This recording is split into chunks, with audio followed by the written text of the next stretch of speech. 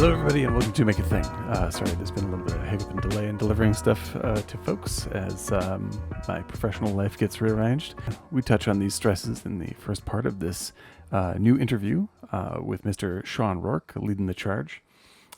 Sean, if you go back through other Make a Things, I think Make a Thing episode 8 originally interviewed me at the inception of the project, and now he's checking in again to see how I'm feeling about stuff.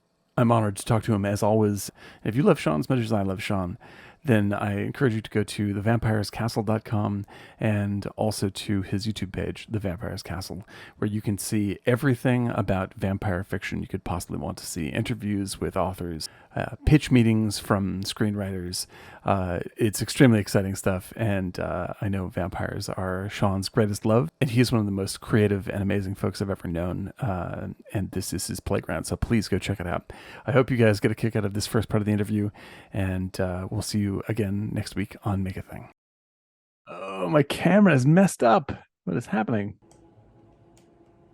In the meantime, while I'm making frustrated faces, how are you? I'm doing okay. I'm getting my questions ready here. All right, let's try this again. Hey! Yes. Hooray! All right. Oh, it's good to see your face again. It's good to see you, sir. Right on. How has before we get this started? How has time off felt for you? It's a combination of fantastic and fantastically stressful. Sure. As usual. Yeah. And I've been trying to dedicate as much, even more time to focusing on my projects and getting a sort of rechanneling my energy than ever before. And I'm trying not to have an anxious quality to that, but there is an anxious quality to that. Yes, I understand. So that's definitely how things are going. I feel like, in a way, and I guess why I'm aside from it's awesome to talk to you, like it's I'm excited to talk about this just because it's hard for me to get perspective as to how things have changed, I guess. So this is a good check-in with myself as well. It's kind of like visiting your parole officer. Yeah, exactly. I have to say I have been out of the state twice, so I don't know if that causes any issues. Okay, let's see. So I am recording audio. Okay. All right. Well, I guess I guess I'll just start this thing off then. Let's do it. We'll see what we get. Hello. My name is Sean. I am neither Dan nor G nor Wes.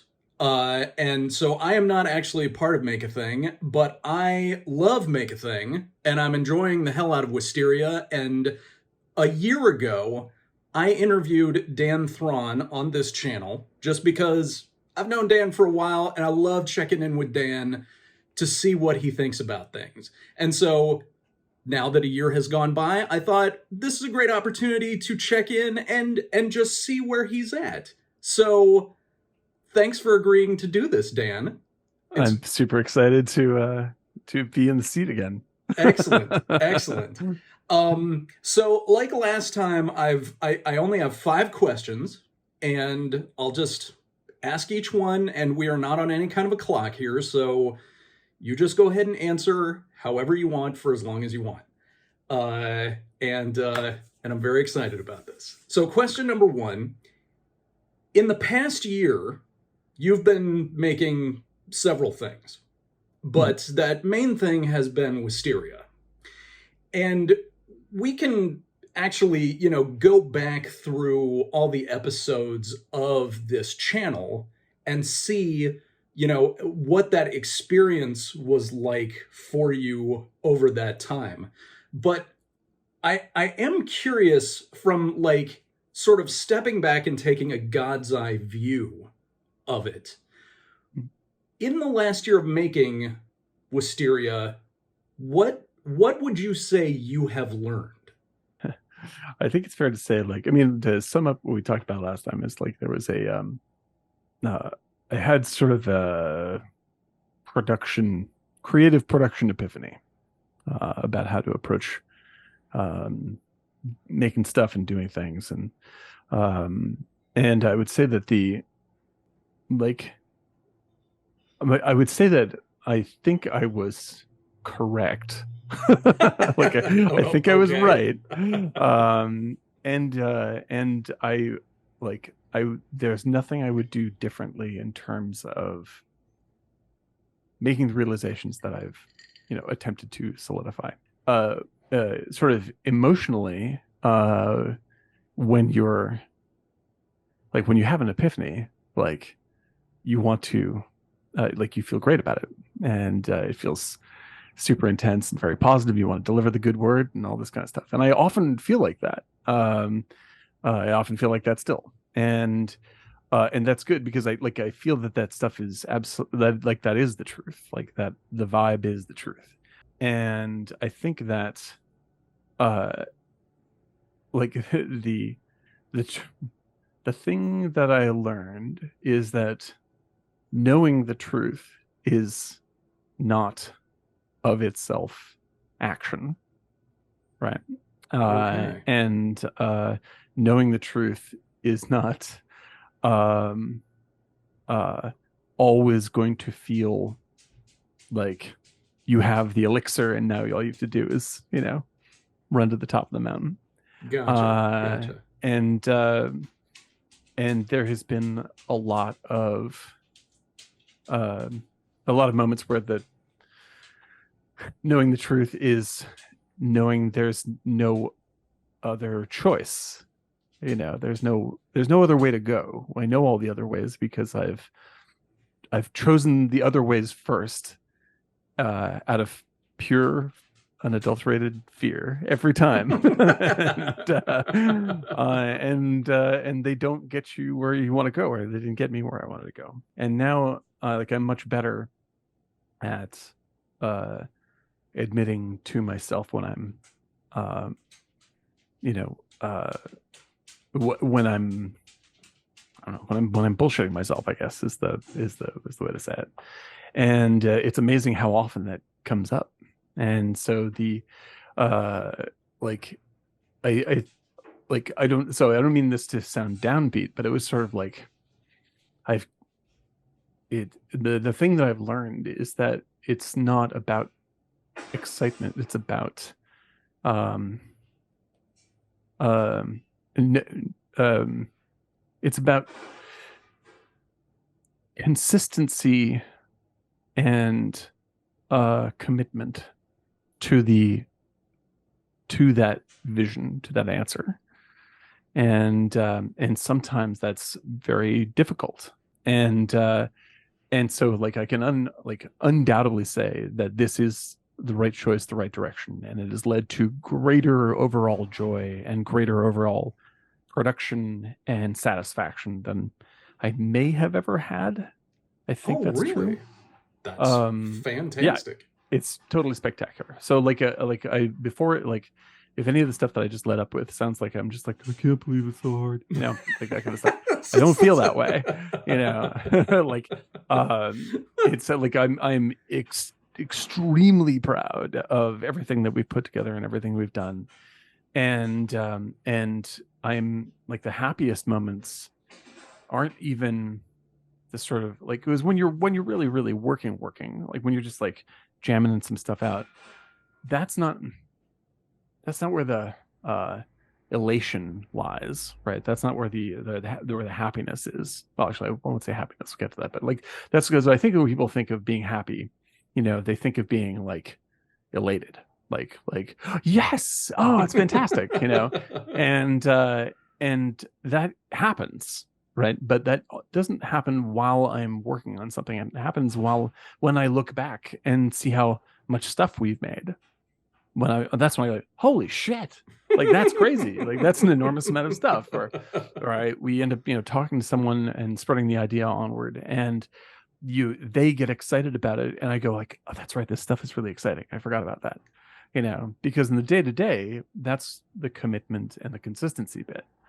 And that's the uh getting into the zone and riding with whatever your experience is at the moment. And sometimes the experience is very, very good, like you're surfing the wave and it feels really positive. And sometimes it is walking on gravel with bare feet. It's like it's chunking along and you're not getting what you want out of it, or you're I'm stuck facing fears and failing to overcome things that I'm frustrated that I've failed to overcome again. And trying to remain centered about that is the actual work. Like anyone who's creative knows, like, when you're doing your own stuff, that's not the work.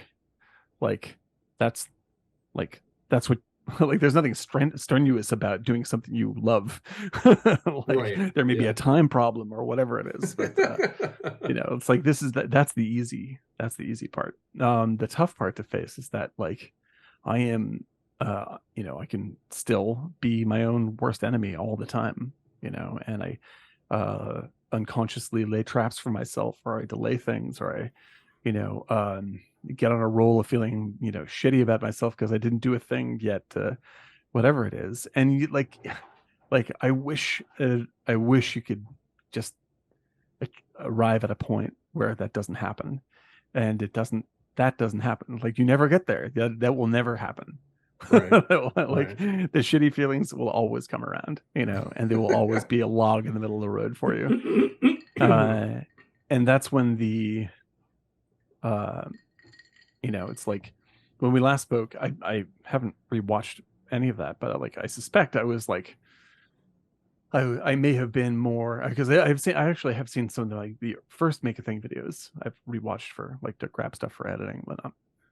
And like I think that one half of me is like I admire it because it's just like the zip is there and the go get 'em is there, and the other half I'm just like, yeah, I mean, like, it's easy to be all hopped up on your own supply when you feel like, yes, this is it, and whatever it is. A year later, you're just like, this is it. And so that is definitely it's something to contend with, and it's something, like, I feel I don't know if I brought this up before. Like, I'm not a sports guy, like, in the slightest, as you know, and but I love sports movies. Most sports movies are about, like, and you get up there and you knock it out of the park, chief, and fantastic, and like that's the myth of this kind of work, that you're going to get up there and win the Oscar, and everyone's like, finally, there it is, right, you've arrived, right, whatever it is. And the reason why stories are structured like that in sports movies and every other movie is because that's how you feel in that.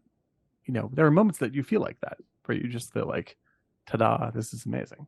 But there's the downslope of that mountain, and if you really love what you do, you have to find a way to love that as well, and love in an act, like, as a verb, that it's not always the great long view, and you're not always taking it all in and the wonder of the excitement of the art. Like, sometimes you're like, I can't get my fucking camera to work and I need to film this. Just to throw out a hypothetical. And so the movie that really rings a bell for me now is Moneyball, with Brad Pitt. And Moneyball is a wonderful movie because it is about, and forgive me if I said this last time, but it sticks in my brain. It's a movie about consistent application of love, whether you're happy with loving, or angry with loving, or frustrated, or whatever it is, whether you're feeling inspired or not inspired. The job is to show up today, and that's it. And you watch, like, Brad Pitt. It's like Brad Pitt in that movie, it's like watching him manage the team versus watching him, like, be a parent when his marriage is kind of fucked up, and, like, this divorce and all this other, like, it's just like, it's a mess, but he's trying to just live with what's happening and be a good dad as much as he knows how to be, and learn and change and whatnot. And there's the greatest satisfaction in the movie is when his daughter is like, I know you don't watch the games that you manage, the players you manage in the games they play, but turn around and go back to the fucking stadium and see the game that your guys are playing right now so you can fall in love with it again. And he almost doesn't. And then he does. He listens to her, and then he does. And so like it's being available in all of the moments to experience what you are really in love with. And the entire process is what I'm really in love with, not just the hooray it's done moment or whatever it is. And it's been it has been an up and down year in terms of like, I was actually just talking to our mutual friend, Ben Hansford, who was on your vampire show. He and I were talking about it. I'm like, the mistake that I can't even say it's a mistake, but like, anyway, mistake. I'll say mistake. The mistake I made in the past year is I thought I had made a very grown-up decision. I have been avoiding taking salaried, permanent work because of the vision of being an artist, just like, I want to have time to do whatever I want, this kind of stuff. When I was in that position for most of my time in Hollywood, like that was kidding myself, because it was actually meant I was in a stressful mode all the time. I was always worried about money. I was always worried about getting work. And it's really hard to be creative when you are freaked out, and For sure. And it becomes an excuse of its own that slows you down. And so I was like, I'm going to take a salary gig. What they offered, I'll take it. And so I did, right? And it seemed to be paying out. Like I got health insurance, like I managed the amount of time I had per day, and like everything was, I was working from home. I could see more of my family, and everything. Like I'm happier being able to be creative more often and more consistently. Spectacular. And the mistake I made is I thought that this all made sense when I was actually dealing with the visual effects industry. Yeah. I'm not sure exactly how I convinced myself that it was stable enough to believe that I would have a job in a year, but that's not the way it worked out. It really pissed me off. Like, it really, really did. I'm still pissed. And I know this is only a moment in time, and everything is, it'll all get well again. Sure. But it really made me, especially for the past few weeks, I was just like, I have got to, like, I thought I was being honest with myself, and it's just like, I should know by now. Like, I'm sure I brought this up last time. One of my favorite scenes in the movie Bridesmaids is, this the main character, Kristen Wiig, is like, the movie is about, like, she doesn't realize that the problem is her. Like she's the one who constantly gets in her own way. She always creates a story in which is somebody else's problem or somebody else's fault. But what she really has to do is accept that she is making terrible choices over and over again, right? And everything is going horribly, horribly, horribly wrong. She's lost everything, lost her friends, like, out on her ass, and everything is terrible. And then she finally gets on the phone with her mom and says, "Ma, I think I finally hit bottom." She has not hit bottom at all. Hasn't at all. Like, it's so much farther to fall before she has the realization.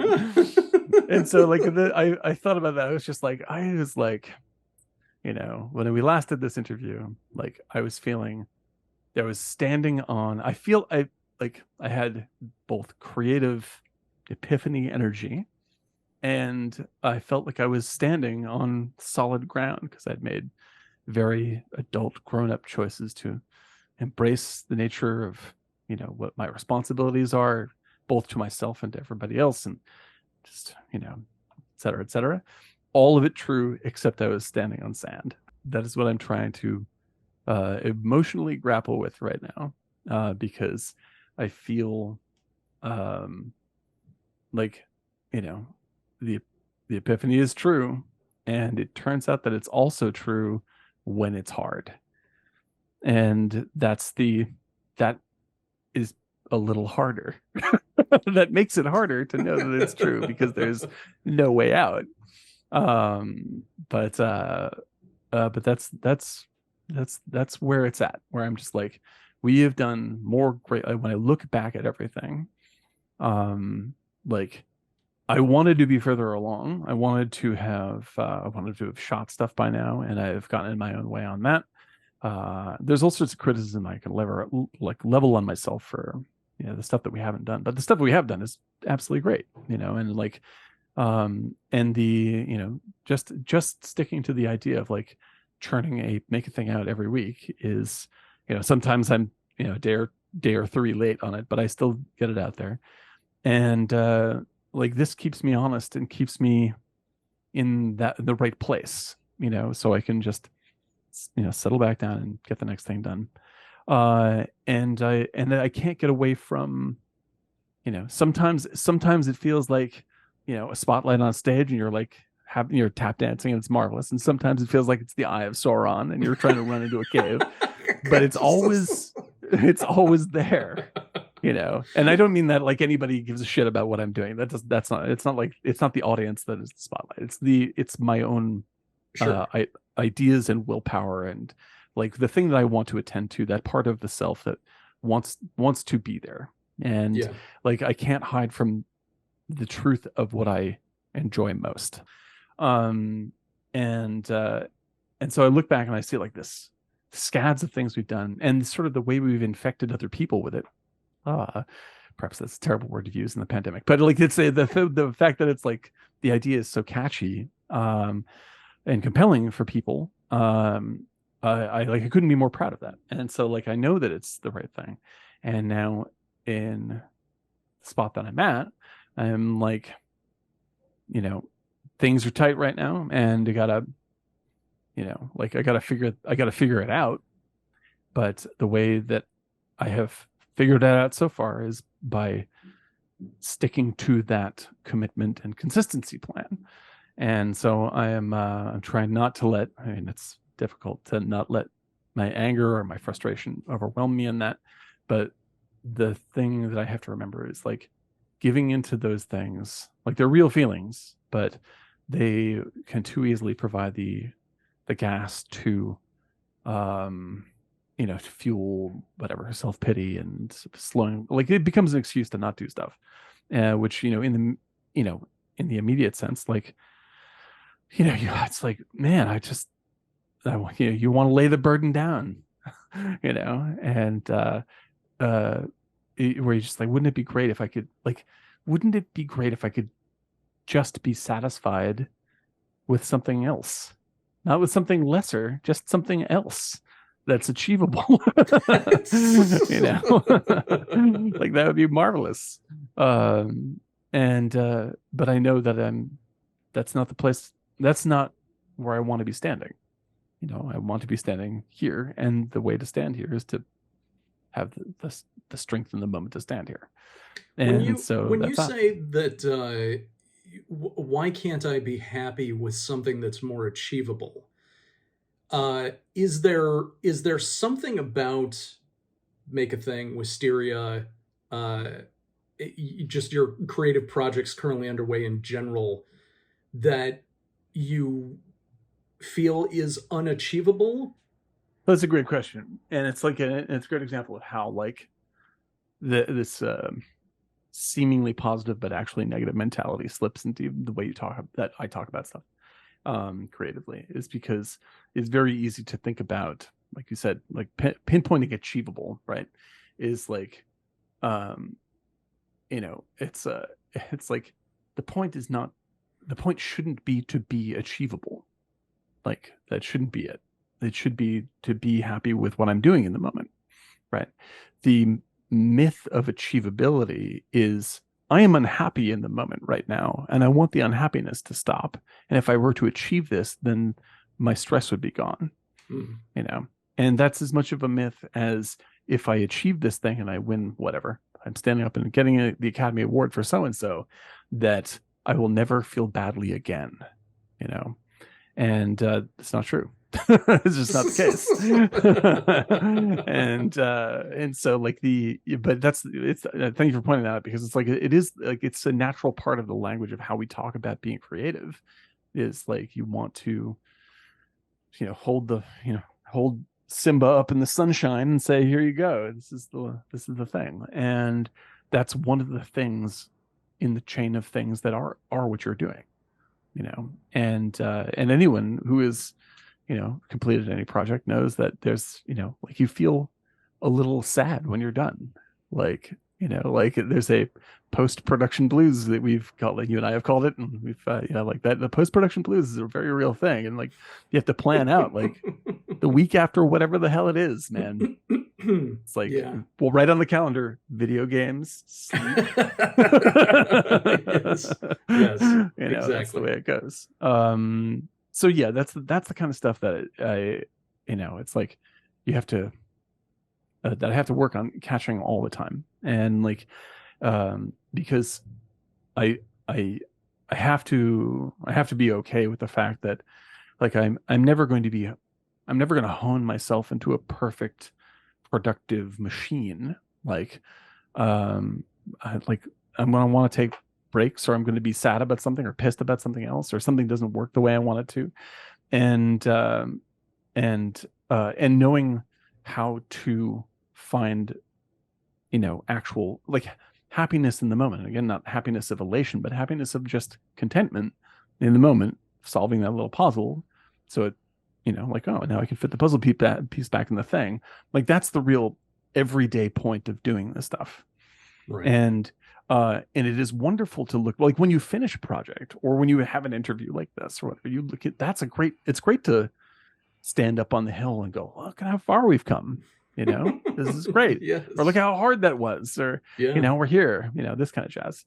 And that's the way I think that I should, like, I think that's the best way for me to look at that stuff. But to think that the hill was the goal, only gets in the way of starting to walk.